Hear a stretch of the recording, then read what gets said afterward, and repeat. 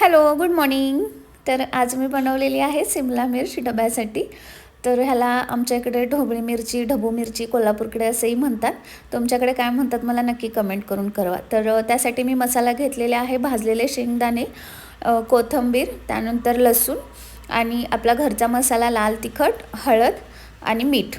हे सगळं आपल्याला त्या मसाल्यामध्येच घालायचं आहे आणि आपल्याला ते छान वाटून घ्यायचं आहे. तर आपल्याला एकदम बारीक नाही करायचा आहे मसाला, थोडा मोठा मोठाच ठेवायचा आहे त्याचा.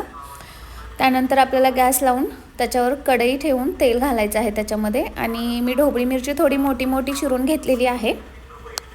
तुम्हाला जशी हवी तशी तुम्ही चिरून घेऊ शकताय. तर ती त्यानंतर आपल्याला फ्राय करायची आहे तेलामध्ये. ती थोडी फ्राय झाल्यानंतर त्याच्यामध्ये आपल्याला कांदा घालायचा आहे बारीक चिरलेला आणि ते छान असं भाजून घ्यायचं आहे.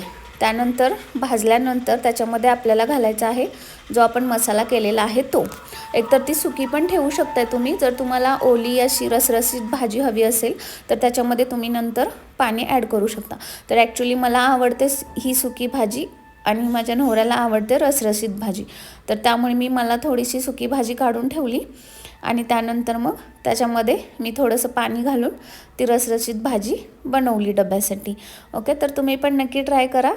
पटकन आणि सोपी होणारी ही रेसिपी आणि खायला पण एकदम टेस्टीनी छान लागते.